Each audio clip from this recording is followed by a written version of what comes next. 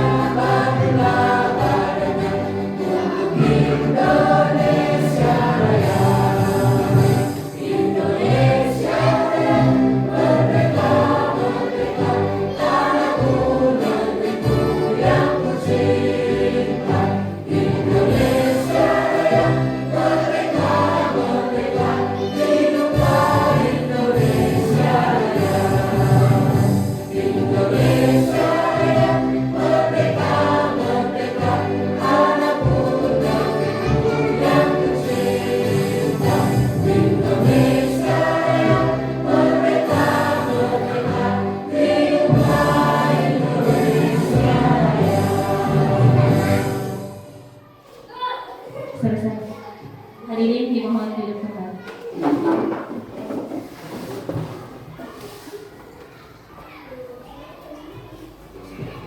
Baiklah, selanjutnya sambutan dari Ibu Kepala UPTD SDN 1 Tiganang Baru, Ibu Wakila SPDMM. Dengan ini saya persilakan. Bismillahirrahmanirrahim. Assalamualaikum warahmatullahi wabarakatuh. Yang kami hormati Bapak dan Ibu guru dan para undangan yang sempat hadir mengikuti acara diseminasi calon guru penggerak atau CGP kami di UPTD SDN 1 Tiganang Baru. Puji syukur kita panjatkan kehadirat Allah Subhanahu wa Ta'ala. Kita masih diberi kesehatan dan kesempatan untuk hadir di tempat ini untuk melaksanakan acara diseminasi calon guru penggerak UPTD SDN 1 Tiganang Baru. Dan tak pula kita kirimkan salawat dan taslim kepada Nabi besar Muhammad Sallallahu Alaihi Wasallam yang kita patut teladani.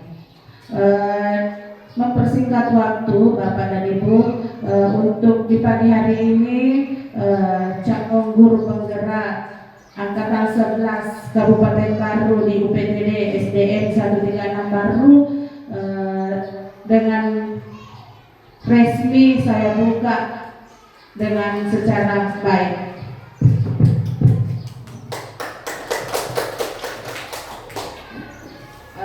Saya persilahkan untuk calon CGP untuk memaparkan materi untuk modul 1.4 di mana di sini membahas mengenai budaya positif. Dengan hormat saya persilahkan. Baik, itulah sambutan dari Kepala UPTD SDN 1 Tiganang Baru. Selanjutnya saya persilahkan kepada Ibu Kamila Suparti SPD AWDR untuk memaparkan materinya. Assalamualaikum warahmatullahi wabarakatuh. Waalaikumsalam. Yang terhormat Ibu Kepala UPTD SDN 1 Tiganang Baru serta rekan-rekan guru yang sempat hadir pada kegiatan hari ini. Puji syukur kita panjatkan kehadirat Allah Subhanahu wa Ta'ala karena berkat rahmat dan hidayahnya sehingga pada hari ini kita bisa berkumpul di sini dalam kegiatan diseminasi budaya positif, yang mana ini merupakan tugas kami untuk mendiseminasikan atau dengan kata lain memaparkan atau menyampaikan kepada teman-teman apa-apa yang telah kami peroleh, apa-apa yang telah kami dapatkan dalam kegiatan pendidikan calon guru penggerak. Salawat serta salam semoga senantiasa tercurahkan kepada Nabiullah Muhammad SAW, Nabi sebagai suri teladan bagi kita semua. Baiklah teman-teman sekalian, sebelum kita masuk pada kegiatan inti, kita ice breaking dulu. Berdiri Ki. Jadi ice breaking kita pada hari ini adalah Simon berkata. Simon berkata. Jadi kalau Simon berkata angkat tangannya, semua angkat tangan. Kalau Simon berkata pegang kepala, semua pegang kepala. Kalau bukan Simon yang berkata berarti tidak melakukan apa-apa. Oke, siap? Siap. Simon berkata, belum. Simon belum berkata ini. Simon berkata, angkat tangannya. Ya. Simon berkata, pegang telinganya. Simon berkata, angkat tangan kiri. Turunkan. Ya. Ini bukan Simon yang berkata turunkan. Ibu Mila yang bilang. Ibu Mila yang bilang turunkan, bukan Simon. Kita ulangi satu kali lagi. Simon berkata, pegang kepalamu. Simon berkata, pegang hidungmu. Simon berkata, pegang lututmu. Berdiri. Berarti sudah fokus semua ya. Tepuk tangan untuk kita semua.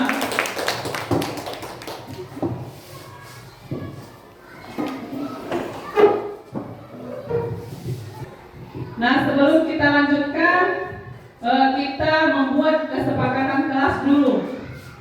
Apa-apa yang bisa kita sepakati dalam kelas kita ini. Pesanan menjaga kebersihan, angkat tangan jika ingin menyampaikan pendapat. Ya, siapa tahu masih ada pendapat yang lain. Karena sudah ada dua, HP silent dan menjaga kebersihan. Angkat tangan pada saat ingin menyampaikan pendapat. Oke, mengangkat tangan pada saat ingin menyampaikan pendapat. Oke, jadi kesepakatan kelas kita hari ini adalah HP silent, menjaga kebersihan dan mengangkat tangan pada saat ingin menyampaikan pendapat. Oke, selanjutnya saya ingin memperkenalkan tentang program guru penggerak. Apa saja keuntungan yang didapatkan dalam kegiatan program penggerak tersebut. Jadi ada banyak hal yang didapatkan pada kegiatan program calon guru penggerak. Yang pertama yaitu kita bisa mendapatkan ilmu yang banyak. Ilmu. Karena saya pribadi waktu modul 1.1 itu tentang filosofi pemikiran Ki Hajar Dewantara. Sebelum saya mengikuti program calon guru penggerak, saya berpendapat bahwa murid itu adalah sebuah kertas kosong. Sebuah kertas kosong yang nantinya akan diisi oleh ibu gurunya. Ibu guru yang mengisi kekosongan itu, ternyata pendapat saya itu salah. Selama 18 tahun saya mengabdi, ternyata salah itu pemikiran saya bahwa anak-anak itu merupakan kertas kosong. Karena yang sebenarnya anak-anak itu bukan seperti kertas kosong, tetapi kertas yang memiliki coretan-coretan atau gambar-gambar yang sama. Sudah ada gambarnya.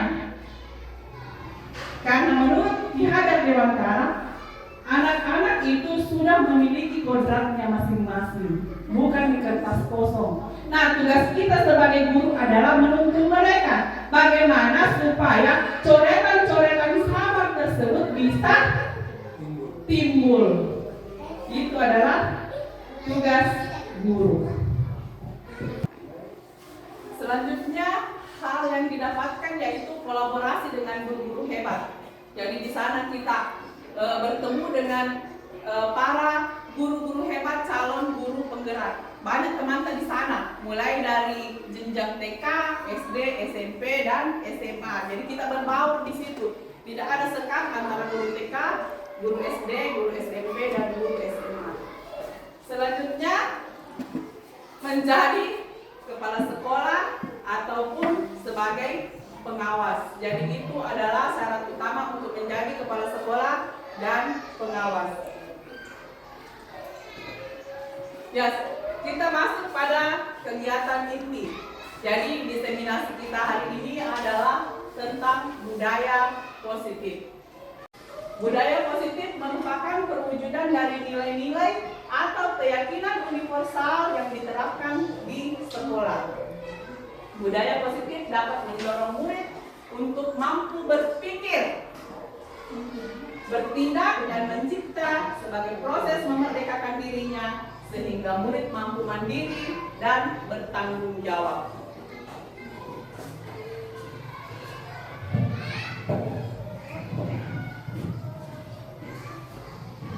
Selanjutnya, konsep inti budaya positif. Di sini ada 7 poin. Yang pertama, perubahan paradigma belajar. Yang kedua, disiplin positif. Yang ketiga, kebutuhan dasar manusia. Yang keempat, motivasi perilaku manusia. 5, posisi kontrol guru. Dan keenam, keyakinan kelas. Dan yang ketujuh, segitiga restitusi. Kita bahas satu persatu.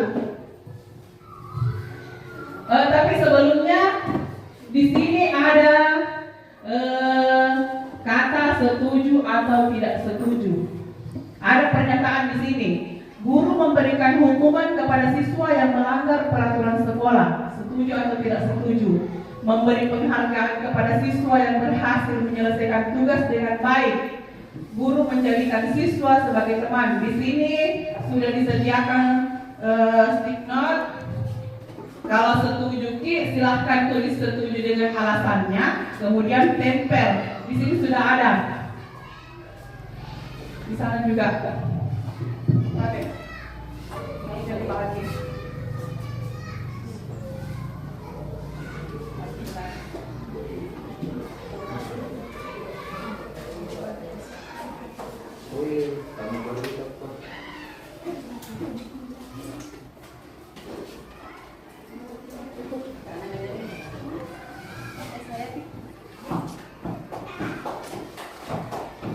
Ya, yang pertama, memberi hukuman kepada siswa yang melanggar peraturan. Setuju atau tidak setuju? Silahkan ditulis di stick note-nya, kemudian ditempel di sini. Memberi hukuman kepada siswa yang melanggar aturan sekolah.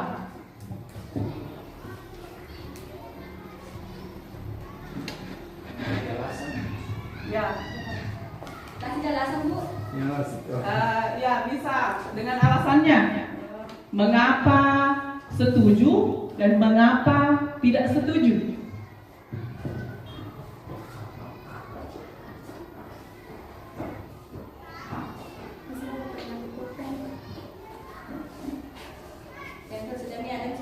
Oke. Bisa ditempel.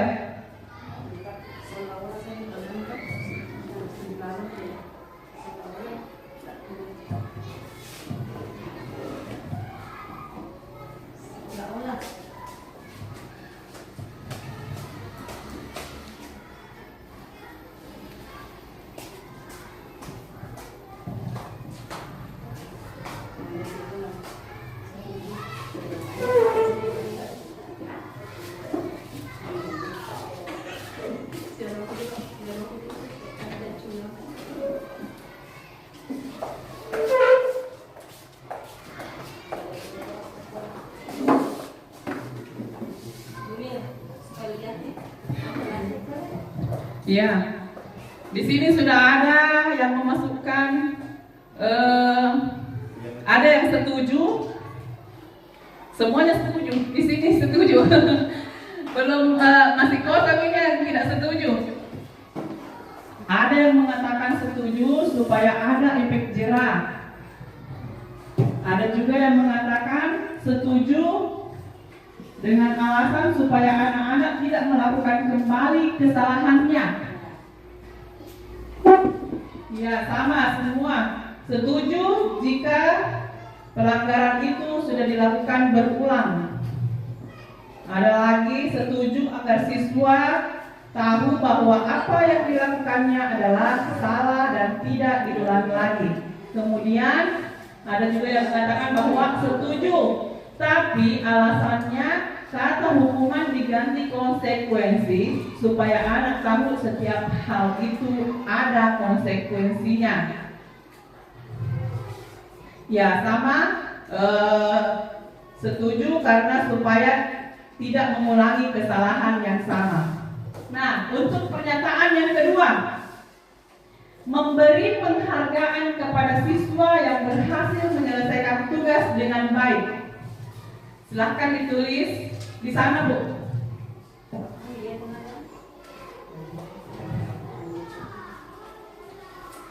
Memberikan penghargaan kepada siswa yang berhasil menyelesaikan tugas dengan baik.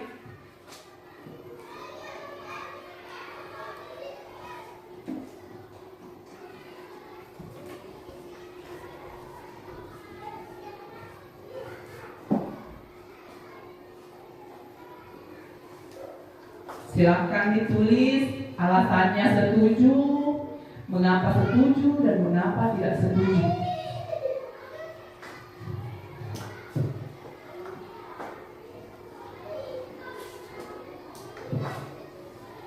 Bisa ditempel di sini. Ya, Setuju.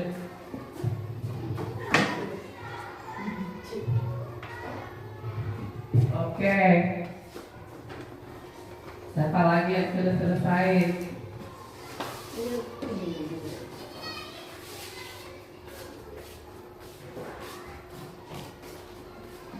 Ya. Katanya setuju supaya anak-anak lebih semangat lagi. Oke.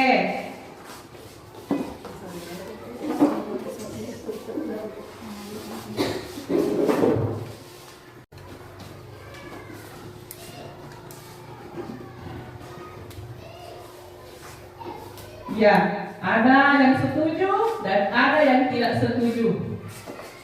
Di sini ada yang mengatakan bahwa setuju supaya siswa lebih semangat lagi untuk belajar. Ya, agar siswa lebih termotivasi. Karena dengan hadiah anak merasa pekerjaannya lebih dihargai. Oke, selanjutnya setuju sebagai bentuk motivasi agar lebih giat dalam berusaha untuk kedepannya.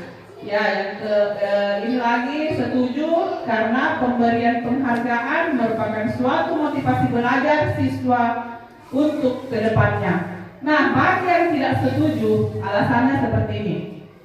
Karena mereka akan menunggu hadiah itu terus-menerus. Akibatnya, jika kita lupa, maka itu akan membekas di benak hati siswa. Nah, selanjutnya, masih ada lagi yang tidak setuju. Tidak setuju memberikan penghargaan kepada siswa. Ini, karena anak bisa terbiasa menerima hadiah dari setiap hasil kerjanya. Ya, jadi ada yang setuju dan ada yang tidak setuju. Yang ketiga, guru menjadikan siswa sebagai teman. Setuju atau tidak setuju?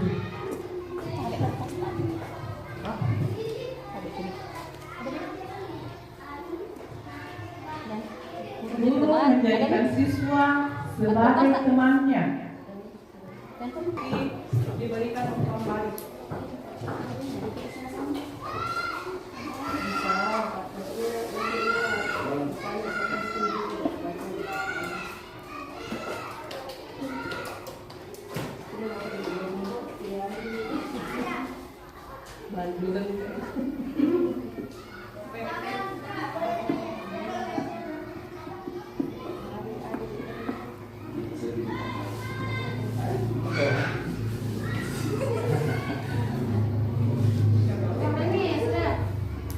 Yang sudah silahkan ditempel.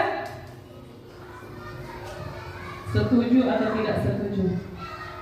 Jika gurunya jika menjadikan siswa sebagai teman.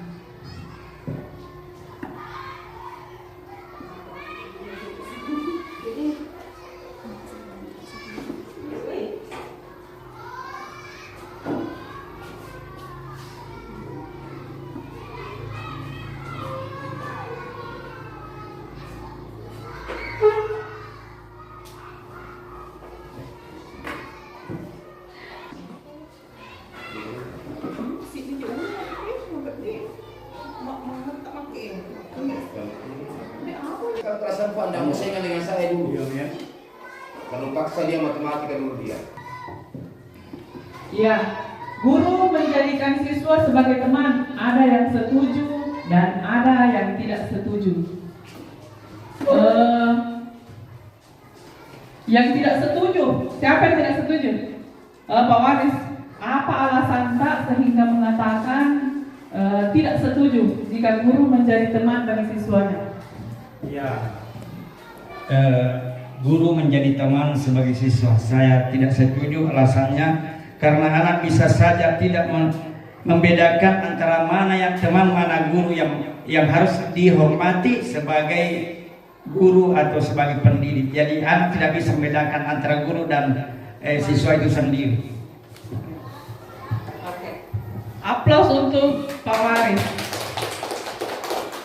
Nah, yang merasa setuju, Ibu Ayu setuju kalau dia menjadi teman bagi siswanya. Alasannya Bu Ayu, tabe. Terima kasih. Kalau saya guru menjadikan siswa sebagai teman itu saya setuju. Kenapa? Agar siswa bisa lebih terbuka terhadap keinginannya, bagaimana kebutuhan belajar yang dia inginkan, terhadap masalah-masalahnya, sehingga permasalahan yang dihadapi di dalam kelas itu bisa terselesaikan dengan baik. Tetapi di sini guru juga harus memberikan batasan supaya anak ini tidak melampaui batasannya sebagai siswa. Seperti itu. Terima kasih. Oke, aplaus. Terima kasih. Oke, selanjutnya kita masuk pada poin pertama, pembelajaran dengan paradigma baru. Pembelajaran dengan paradigma baru merupakan pembelajaran yang dirancang berdasarkan prinsip pembelajaran berdiferensiasi, sehingga para peserta didik belajar sesuai kebutuhannya berdasarkan tahap perkembangan sesuai teori psikologi modern untuk mewujudkan profil pelajar Pancasila. Yang mana kita ketahui profil pelajar Pancasila ini ada 6 dimensi: beriman bertakwa kepada Tuhan Yang Maha Esa dan berakhlak mulia, berkebinekaan global, bergotong royong, kreatif, bernalar kritis, dan mandiri. Poin kedua, disiplin positif. Disiplin positif adalah pendekatan pedagogik yang didasarkan pada kekuatan tindakan positif, rasa tanggung jawab atau konsekuensi, pemahaman logis, dialog, dan penghargaan terhadap hak dan kebutuhan perkembangan anak. Jadi di sini menurut Ki Hajar Dewantara, di mana ada kemerdekaan, disitulah harus ada disiplin yang kuat. Sungguh pun disiplin itu bersifat self-disiplin, yaitu kita sendiri yang mewajibkan kita dengan sekeras-kerasnya. Tetapi itu sama saja. Sebab jikalau kita tidak cakap melakukan self-disiplin, wajiblah penguasa lain mendisiplinkan diri kita. Dan peraturan demikian itulah harus ada di dalam suasana yang merdeka. Nah, disiplin positif adalah pembiasaan hal yang baik mencakup sikap atau perilaku maupun tutur kata oleh seluruh warga di sekolah, terutama bagi murid, agar dapat berkembang menjadi pribadi yang kritis, mandiri, dan bertanggung jawab. Sebagai pendidik, tujuan kita adalah menciptakan peserta didik yang memiliki disiplin diri sehingga mereka berperilaku mengacu kepada nilai-nilai kebajikan universal dan memiliki motivasi dalam diri menuju perubahan ke arah yang lebih baik.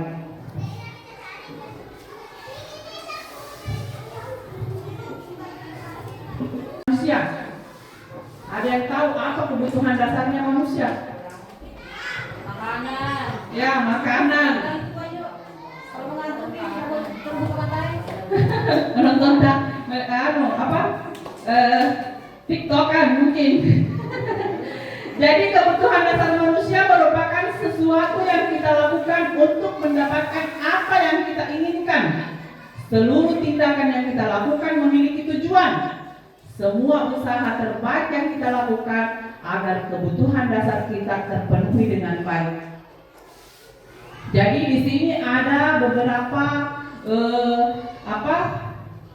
kebutuhan dasar manusia. Yang pertama adalah bertahan hidup, yaitu makanan, pakaian, tempat tinggal, keamanan, dan kesehatan. Kemudian yang kedua, kasih sayang dan rasa diterima. Rasa diterima, mau diperdulikan, berbagi, kerjasama, dan menjadi bagian dalam satu kelompok. Kemudian yang ketiga, penguasaan. Penguasaan ini meliputi harga diri. Harga diri, keinginan untuk dianggap, memimpin, berprestasi, dan diakui dan didengar. Yang keempat adalah kebebasan. Kebebasan di sini yaitu mandiri, memiliki pilihan, mencoba hal baru dan mampu mengendalikan arah dirinya. Yang kelima yaitu kesenangan. Kesenangan yaitu bermain, humor, antusias, dan tertawa.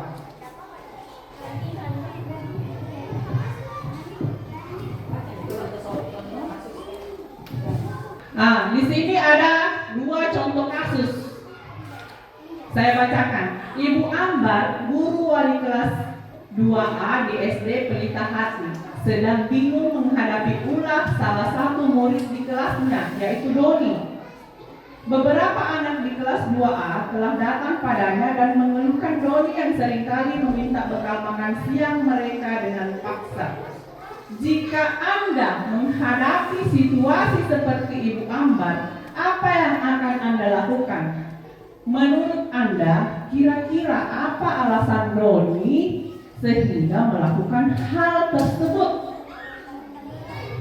Coba anggaplah ibu bapak yang menjadi Ibu Ambar. Ada siswata yang suka mengambil bekal temannya dengan paksa. Nah, bagaimana kita menghadapi situasi seperti itu?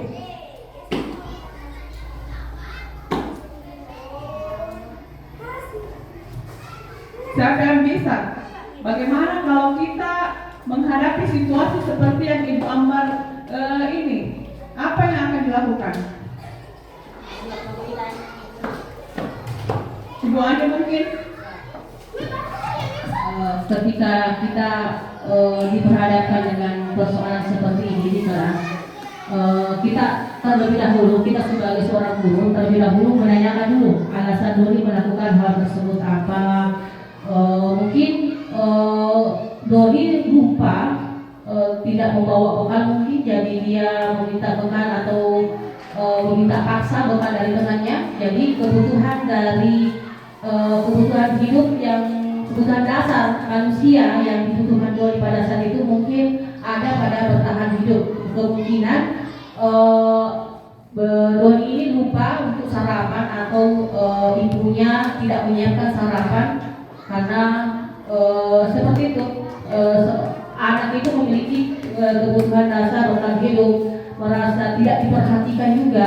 Jadi ketika kita seperti Ibu Abgar ini harusnya menanyakan dulu, memberikan rangkulan kepada Doni dan memberikan pengertian bahwa tidak boleh melakukan hal seperti itu. Dan tentunya dengan kasus seperti ini kita perlahan tapi pasti memenuhi kebutuhan dasar dari apa yang Doni perlukan. Terima kasih. Terima kasih Bu Ani. Jadi di sini bisa saja Doni melakukan hal tersebut karena kebutuhannya untuk bertahan hidup. Maksudnya tidak ada bekalnya, tidak disiapkan bekal oleh orang tuanya. Dan bisa saja juga Doni melakukan ini karena ingin merasa disayangi, mau diperhatikan. Jadi dia butuh kasih sayang dan rasa diterima. Kemudian yang kasus kedua, Ibu Dani sedang menjelaskan pelajaran bahasa Inggris di papan tulis. Namun beliau memperhatikan bahwa Fajar malah tidur-tiduran dan tampak acuh tak acuh pada pelajarannya. Fajar, coba jawab pertanyaan nomor 3. Maju ke depan dan kerjakan di papan tulis. Fajar pun tampak malas-malasan maju ke depan dan sesampai di depan papan tulis pun Fajar hanya diam terpaku sambil memegang buku bahasa Inggrisnya dan memainkan spidol di tangannya. Ayo Fajar, makanya jangan tidur-tiduran, lain kali perhatikan. Sudah sana, duduk kembali. Nah, kira-kira siapa yang bisa?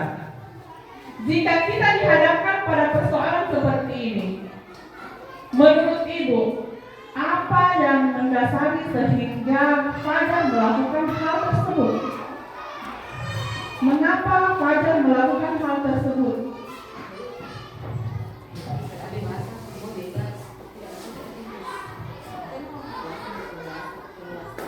Iya.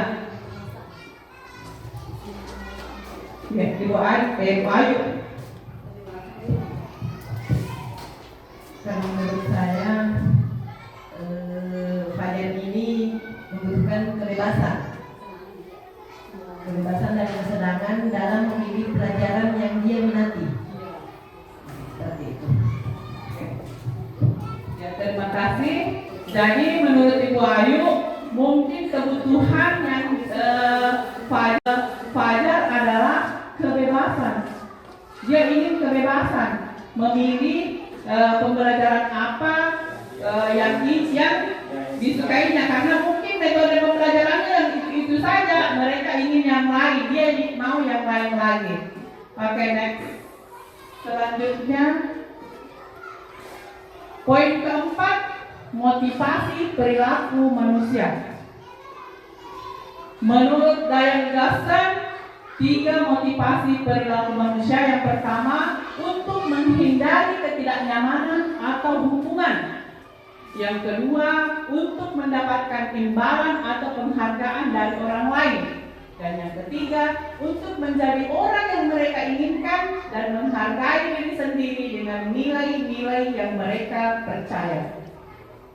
Nah, sebagai seorang guru, saat Anda hadir, saat Ibu Bapak hadir mengajar di kelas tepat waktu, motivasi apa yang mendasari tindakan tersebut? Ya, motivasi apa? Jadi kalau datang ke sekolah pagi-pagi, sebelum jam 7 ada mungkin di sekolah, apa yang mendasari motivasi sehingga mau kita datang cepat ke sekolah? Apakah Anda datang tepat waktu karena tidak ingin ditegur oleh atasan? Jadi itu merupakan menghindari ketidaknyamanan dan hukuman. Atau alasan tak karena ingin mendapatkan pujian dari atasan Anda dan mendapat penghargaan dari guru sebagai guru berprestasi. Nah, kalau seperti itu, ingin mendapatkan imbalan atau penghargaan dari orang lain. Ya. Kemudian yang ketiga, menghargai diri Anda sendiri sebagai teladan bagi murid-murid Anda karena Anda percaya tindakan Anda sebagai guru akan dicontoh oleh murid-murid Anda. Ya, itu motivasi ketiga, yaitu menghargai nilai-nilai diri sendiri. Manakah motivasi yang paling kuat di sini yang mendasari tindakan Anda? Yang mana, Pak?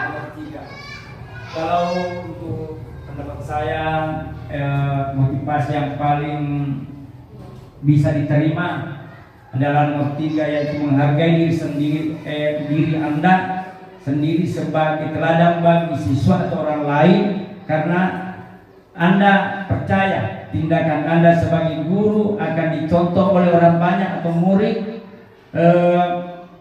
Menghargai nilai-nilai diri sendiri, makanya motivasi yang paling kuat mendasari tindakan ini nomor 3 supaya bisa diterima oleh. Iya. Jadi motivasi yang paling kuat mendasari tindakan ini adalah menghargai diri sendiri. Kita menghargai, bukan datang cepat karena ingin dipuji. Nah, bukan juga karena tapi untuk menghargai nilai-nilai diri sendiri. Kemudian poin kelima, posisi kontrol guru. Ini juga yang harus kita ketahui, posisi tak sebagai guru. Di sini ada 5 posisi kontrol guru: sebagai penghukum, pembuat rasa bersalah, sebagai teman, sebagai pemantau, sebagai manajer. Jadi posisi kontrol guru sebagai penghukum itu nada suaranya tinggi, bahasa tubuhnya makanya melotot, jadinya tunjuk-menunjuk begini, tunjuk-tunjuk. Itu posisi kontrol guru sebagai penghukum.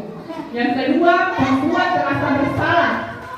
Pembuat rasa bersalah ini akan menggunakan keheningan yang membuat orang lain merasa tidak nyaman, merasa bersalah dan rendah diri.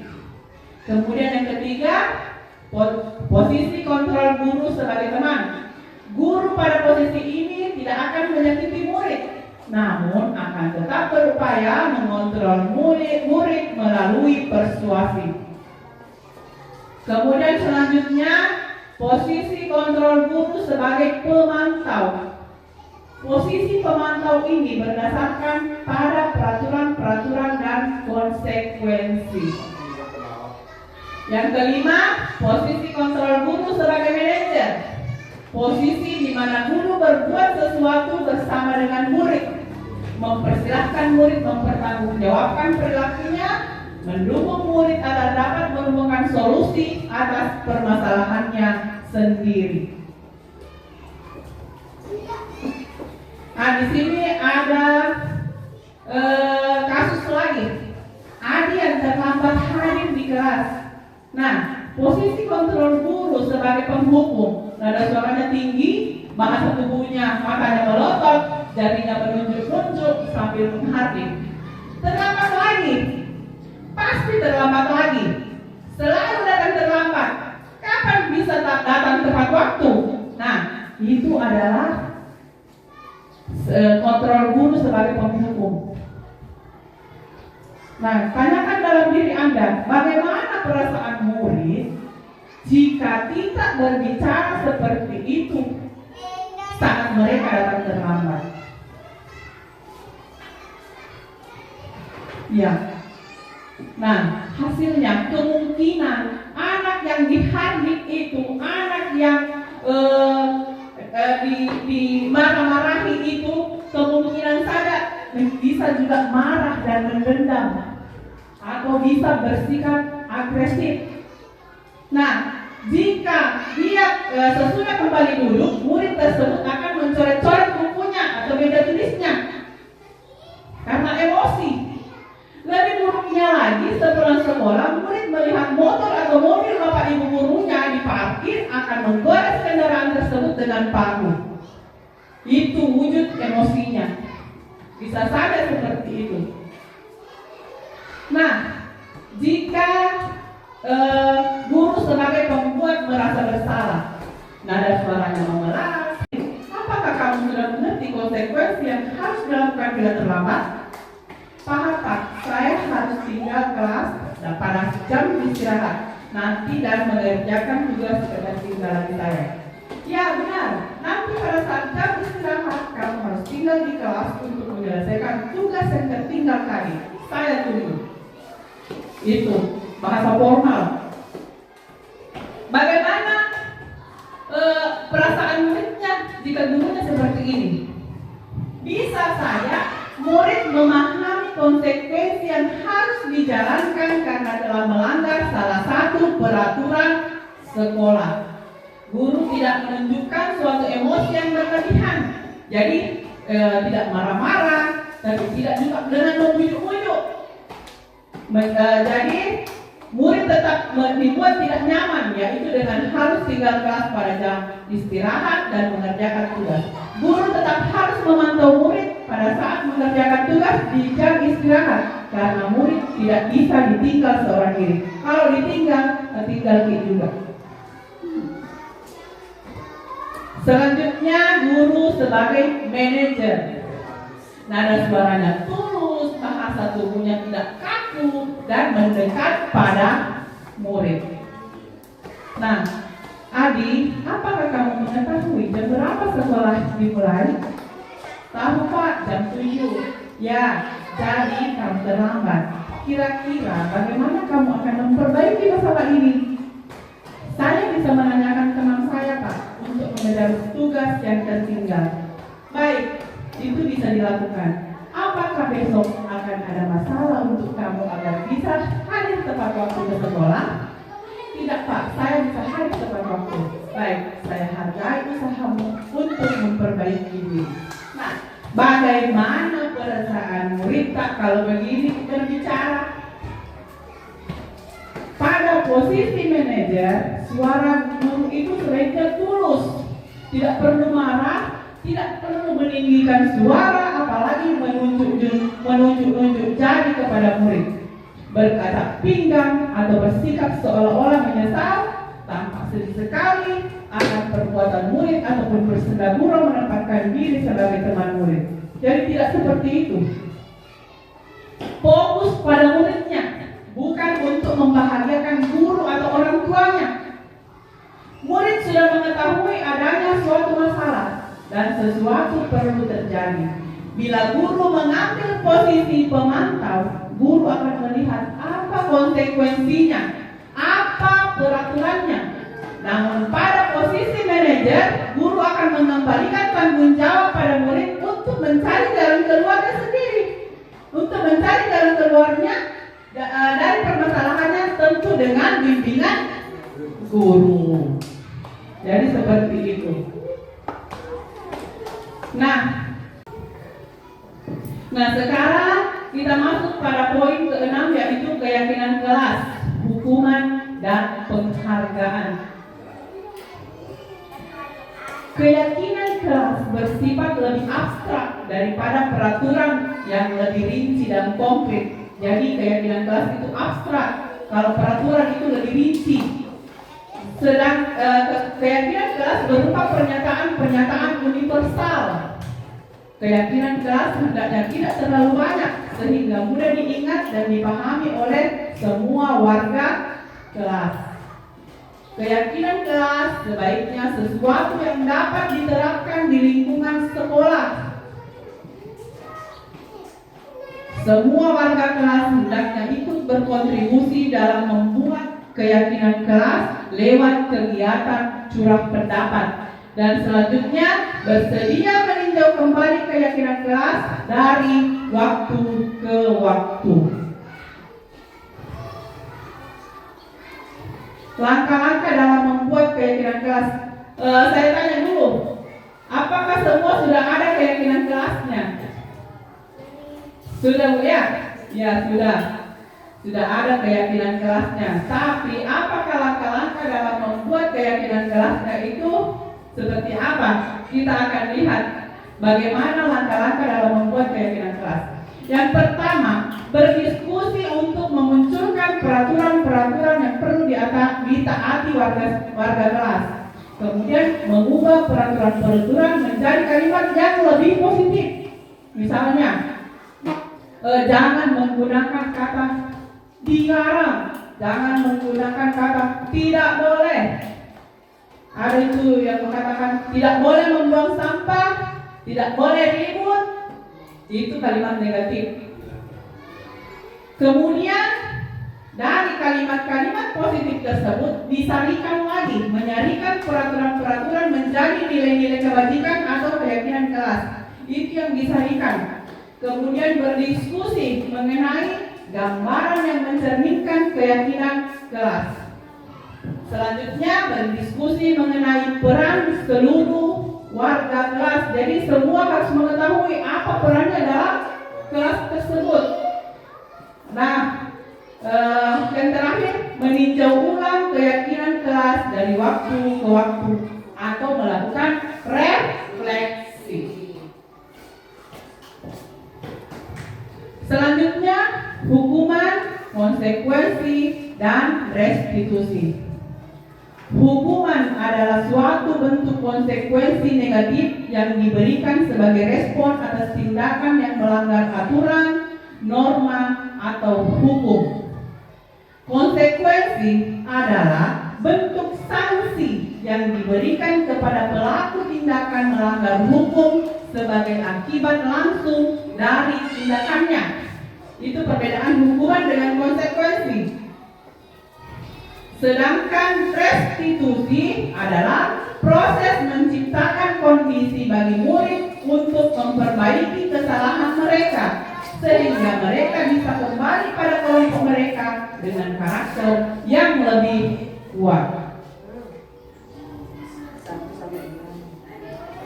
Nah, di sini hukuman itu sifatnya tidak terencana dan terjadi dengan tiba-tiba.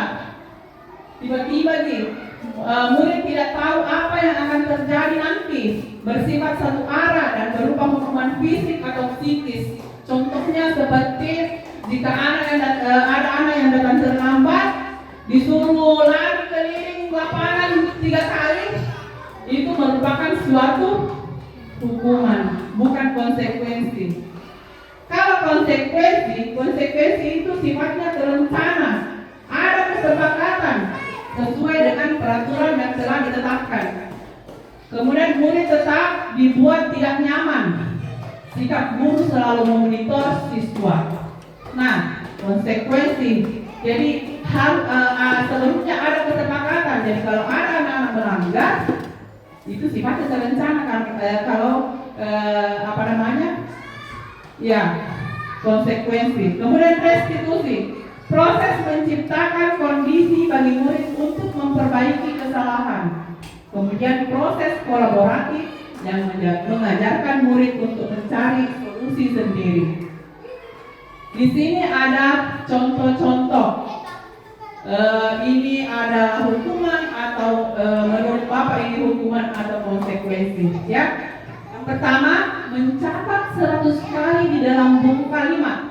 Saya tidak akan terlambat lagi karena terlambat ke sekolah. Apa?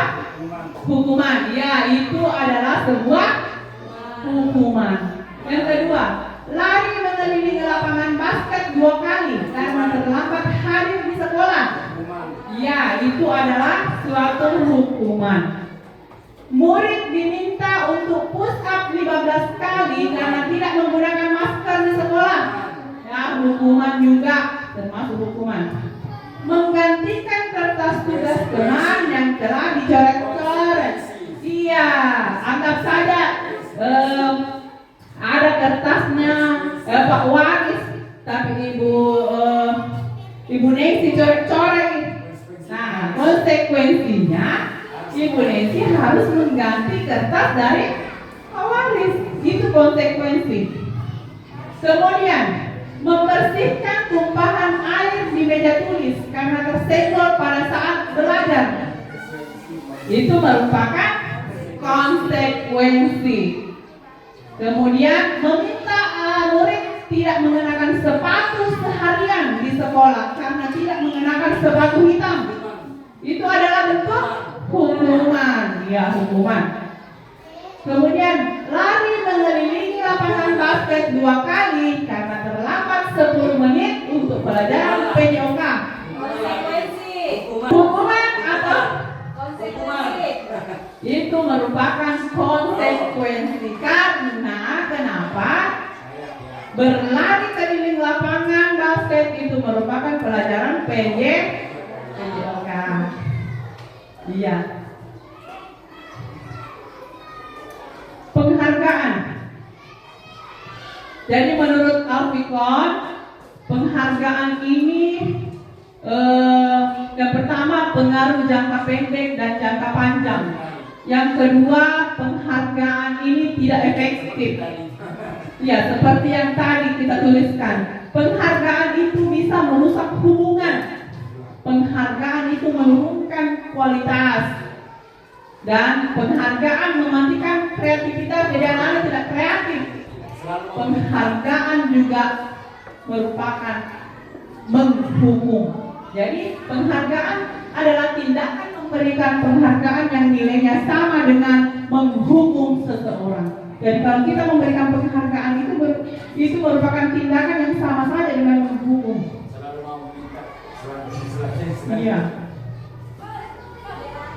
Nah, kita sekarang pada poin terakhir, segitiga restitusi. Ini juga penting sekali diketahui. Karena tiap hari kita berhadapan dengan anak-anak. Segitiga restitusi adalah suatu proses dialog yang dijalankan guru atau orang tua agar dapat menghasilkan murid yang mandiri dan bertanggung jawab.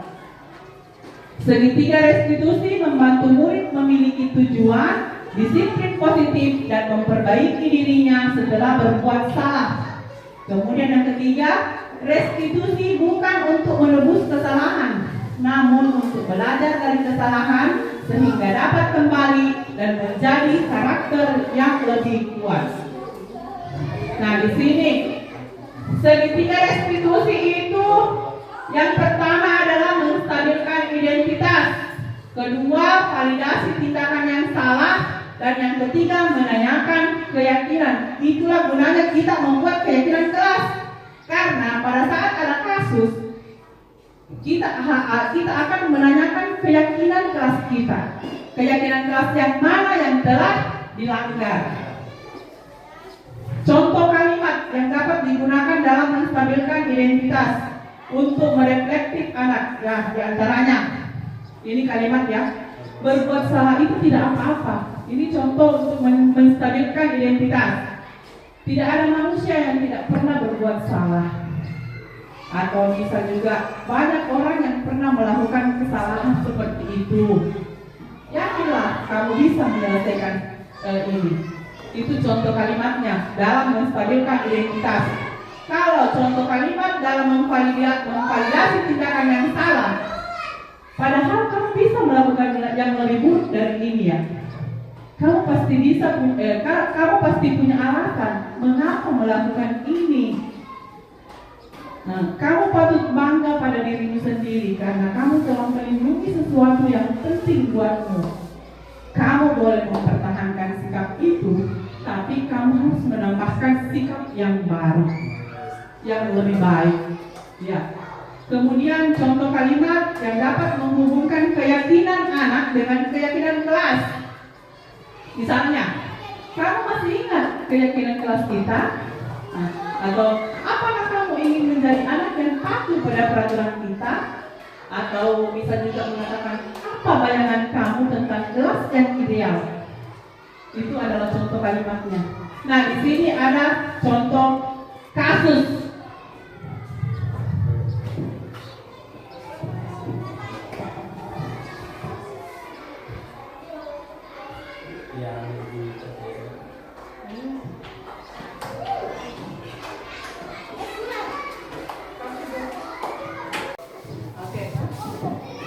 Ini adalah salah satu contoh kasus.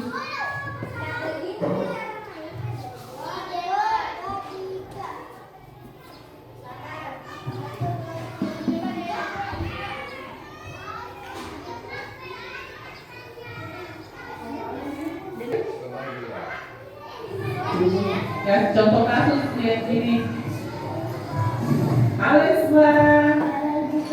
Nah, Iswa, kira-kira Iswa tahu tidak kenapa ibu guru panggil ke sini?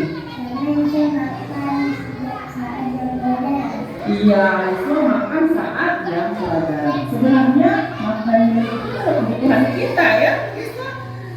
Ibu guru kalau lapar juga pasti makan, tetapi kita harus tahu di mana kita makan dan kapan waktu yang tepat kita makan. Nah, Iswa tahu tidak ya? Kira-kira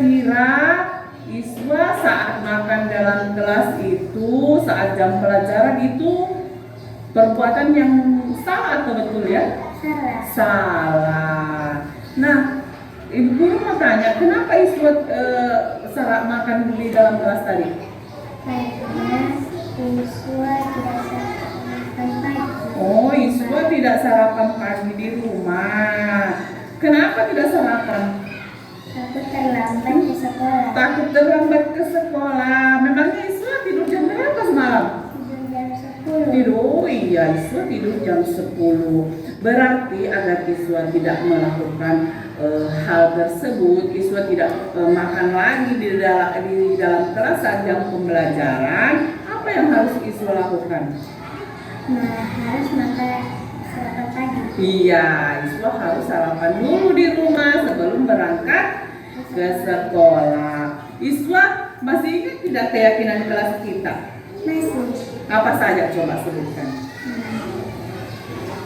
masuk dalam kelas tepat waktu. Iya, masuk dalam kelas tepat waktu, apalagi Menghargai, iya saling menghargai, menjaga kebersihan, menjaga kebersihan.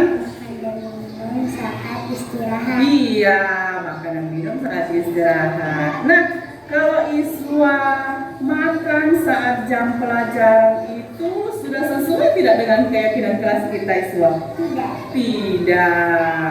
Ya, jadi makan saat jam pelajaran itu tidak sesuai dengan keyakinan kelas kita. Tapi Ibu Guru tidak apa-apa, Ibu Guru tidak menghakimi Iswa, Ibu Guru tidak marah sama Iswa, tetapi Ibu Guru membantu Iswa mencari solusi supaya Iswa tidak makan saat jam pelajaran. Nah, supaya Iswa tidak makan saat jam pelajaran, apa yang Iswa harus perbaiki? Harus makan Iya, sarapan harus sarapan pagi, apalagi tidur lebih awal. iya harus tidur lebih awal supaya bangun pagi-pagi dan tidak terlambat ke sekolah. Atau begitu, kapan Iswa mulai akan bangun pagi dan tidak makan saat jam pelajaran lagi? Besok. Mulai besok, betul ya Iswa? Iya, Ibu Guru ingin agar Iswa menjadi anak yang pintar, menjadi anak yang taat peraturan, menjadi anak yang bertanggung jawab. Ya, bisa ya Iswa? Bisa. Oke, kalau begitu kita tos dulu. Ya. Halo Citra. Citra lagi ngapain Citra? Oh, Citra mengerjakan PR di sekolah ya Citra. PR itu dikerjakan di rumah ya Citra. Nggak apa-apa.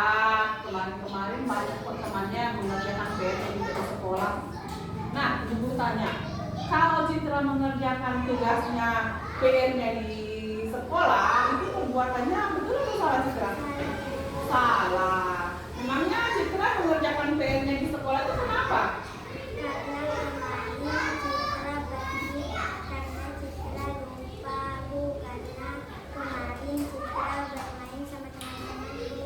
Oh, Citra kemarin bermain sama teman sehingga lupa mengerjakan tugasnya. Oh, seperti itu. Citra, masih ingat tidak keyakinan kelas kita? Coba sebutkan apa saja keyakinan kelas kita. Masuk kelas tepat waktu. Makan minum saat Istirahat. Makan dan minum saat jam istirahat. Apalagi? mengerjakan tugas dari guru. Mengerjakan tugas dari Ibu Guru. Nah, kalau Citra mengerjakan PR-nya di sekolah, apakah itu sudah sesuai dengan keyakinan kelas kita? Tidak ya? Tidak sesuai. Nah, agar Citra tidak mengerjakan PR-nya di sekolah lagi, apa yang harus Citra lakukan? Mengerjakan PR sebelum pergi Iya, Citra mengerjakan PR sebelum bermain. Nah, ibu guru tidak marah ya Citra ya? Ibu guru tidak marah, ibu guru tidak menghakimi Citra. Tetapi ibu guru akan membantu Citra mencari solusi agar Citra tidak melakukan mengerjakan PR-nya di sekolah lagi. Jadi apa yang harus Citra perbaiki? Harus apa?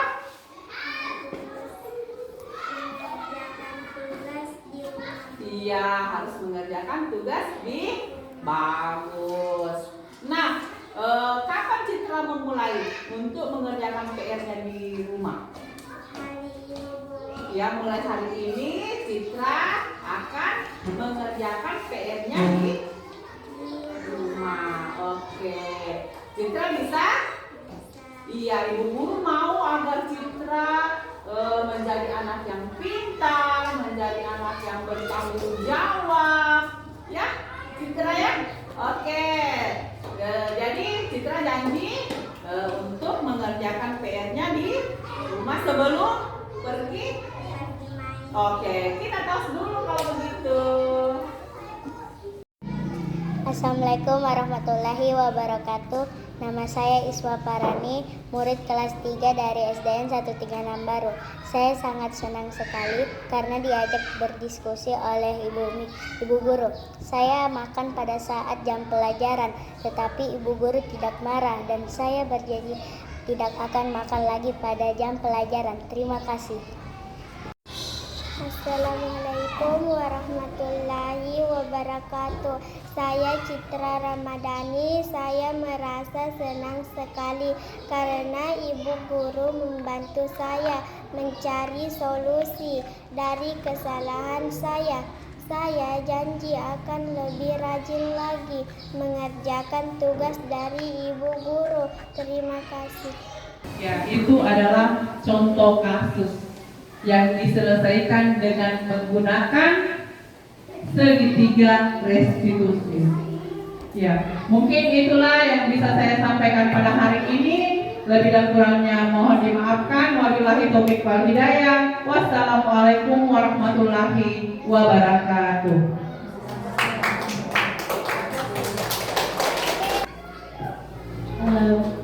Demikianlah pemaparan dari Ibu Kamila Supati. Untuk itu, mari kita bersama-sama